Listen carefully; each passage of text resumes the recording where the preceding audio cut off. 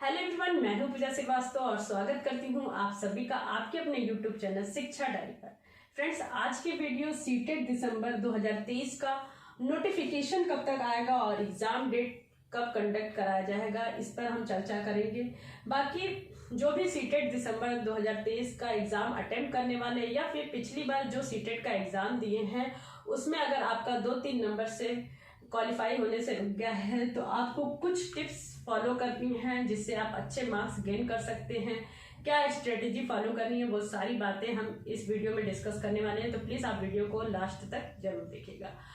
अब रही बात कि सीटेट दिसंबर 2023 का नोटिफिकेशन कब आएगा, तो मैं आपको बता दूं, देखिए सीटेट का जो एग्ज़ाम है वो दिसंबर में तो होना तय है। नोटिफिकेशन अभी तक आ जाना चाहिए था, 20 अक्टूबर तक ही आ जाना चाहिए, पर अभी नोटिफिकेशन नहीं आया है। तो आपका देखिए नोटिफिकेशन, देखिए सीटेट जो दिसंबर का एग्ज़ाम है वो आपका 20-22 दिसंबर तक एग्ज़ाम होना तय है, किसी भी दिन संडे के दिन, ठीक है। जिस भी दिन संडे होगा उस दिन आपका ये एग्ज़ाम कंडक्ट करा लिया जाएगा, दिसंबर में होना तय है। तो आप फोकस करिए अपनी सीटेट की तैयारी के लिए, रेदर देन कि नोटिफिकेशन कब आएगा। एग्ज़ाम तो आपका पक्का है कि दिसंबर में होगा और आपके पास ज़्यादा टाइम नहीं है तैयारी करने के लिए। अक्टूबर तो ऑलमोस्ट आपका ख़त्म ही हो गया है, तो नोटिफिकेशन आपको देखने को मिल सकता है नवंबर फर्स्ट वीक तक आपको इसका नोटिफिकेशन देखने को मिल सकता है। और एग्ज़ाम के लिए देखिए आपके पास ज़्यादा टाइम नहीं रहेगी, 1 से 1.5 महीने का सिर्फ आपको टाइम मिलेगा। तो आपको क्या सब्जेक्ट पे फोकस करना है, कैसे तैयारी करनी है, वो सारी चीज़ें बात करेंगे। और बात करेंगे यहाँ पे बीएड और डीएलएड वाले प्राइमरी या सेकेंडरी कौन सा फॉर्म भरे। और देखिए बीएड वाले आप जानते ही हैं कि आप लेवल 2 पर फोकस करें, क्योंकि जो प्राइमरी का है वो आप जानते ही अभी जितनी भी वैकेंसी का रिजल्ट आया है वहाँ पे बीएड के रिजल्ट को, बीएड का जो है रिजल्ट वो रोक दिया गया है, यानी बीएड को प्राइमरी में वैलिड नहीं माना गया है। तो आपको फोकस क्या करना है कि आप लेवल 2 पे ही फोकस करिए, क्योंकि अभी जाने रहे बिहार में बड़ी भर्ती आने वाली है।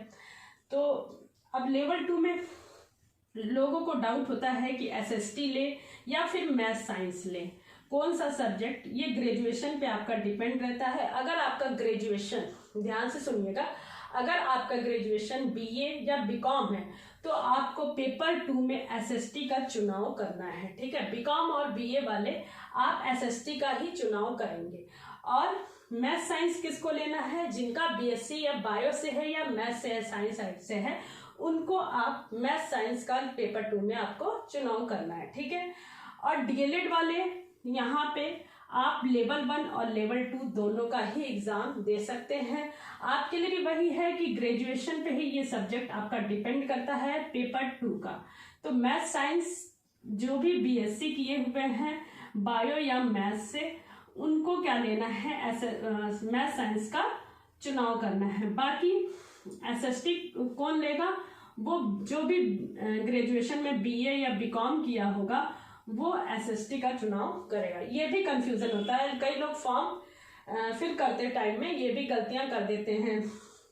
बीए वाले भी मैथ साइंस का चुनाव कर देते हैं या फिर बायो वाले भी यहाँ पे एसएसटी का फॉर्म फिल कर देते हैं। और लैंग्वेज का चुनाव कैसे करना है वो भी मैं आपको फॉर्म में बता दे रही हूँ कि फर्स्ट लैंग्वेज जो आपकी रहती है वो मदर टंग जो भी आपकी रहती है हिंदी, वो आपको चुनाव करना है। सेकंड लैंग्वेज आप इंग्लिश या संस्कृत का आप चुनाव कर सकते हैं, जो भी आपका लैंग्वेज अच्छा है, ठीक है। और आप ये बात ध्यान में रखिए कि यहाँ पे इंग्लिश और संस्कृत या हिंदी की ग्रामर पोर्शन नहीं आता है। ग्रामर पोर्शन से सिर्फ आपका 1-2 मार्क्स से ही ग्रामर से रिलेटेड क्वेश्चन आते हैं, तो ग्रामर पे फोकस ही नहीं करना है आपको। लैंग्वेज का भी मैं बाद में बताऊंगी किस तरह से क्वेश्चन आते हैं। बाकी आपको बात कर लेते हैं कि क्या इंपॉर्टेंट टिप्स है जो आपको फॉलो करना है, ठीक है, जिससे आप अच्छे मार्क्स गेन कर सकते हैं। पहला तो आपको प्रीवियस ईयर करना ही है, जितने भी ऑनलाइन हुए हैं पीवाईक्यू वो आपको सॉल्व करना है। प्लस आपको जो ऑफलाइन एग्जाम हुआ है 20 अगस्त को, आप जानते ही हैं कि जो इसमें रिजल्ट है वो काफ़ी डाउन गया है, तो आपको इस पेपर का एनालाइज जरूर करना है। आप इसका अच्छे से विश्लेषण करिए एग्जाम पैटर्न का कि किस तरह से पेपर आया, तो आप उसकी 1 नहीं 2 बार प्रैक्टिस करिए ऑफलाइन जो एग्जाम हुआ है 20 अगस्त को।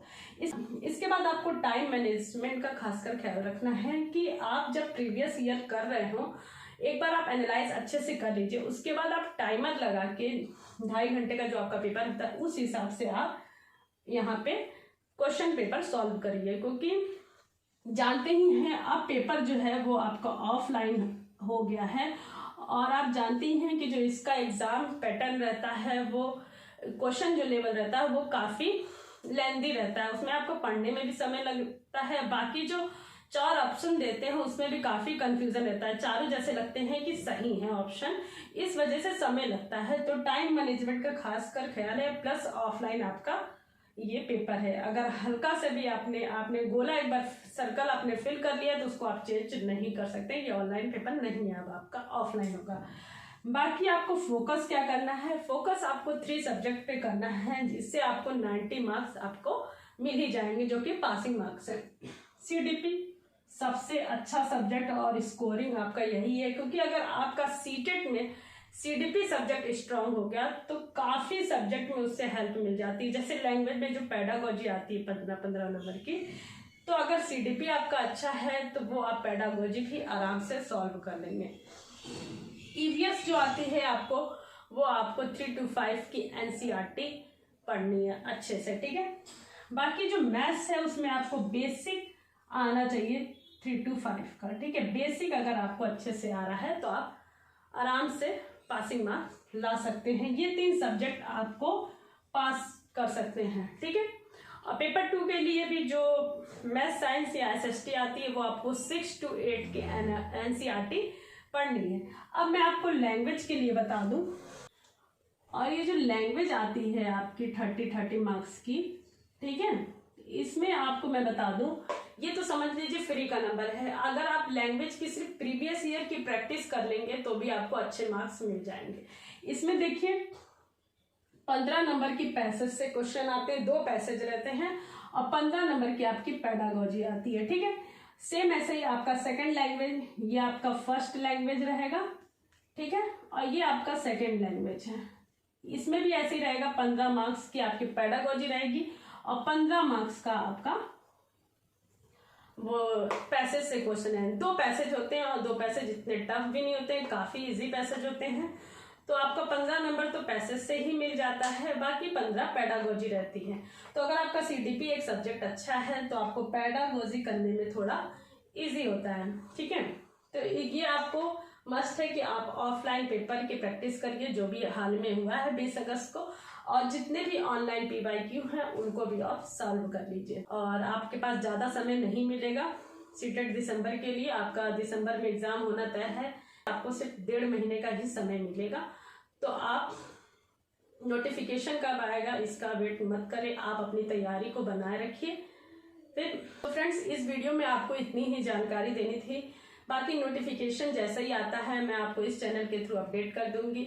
अगर आपको जानकारी अच्छी लगी हो तो प्लीज़ वीडियो पे लाइक शेयर सब्सक्राइब जरूर कर लीजिएगा। Thank you. जय हिंद, जय भारत, वंदे मातरम।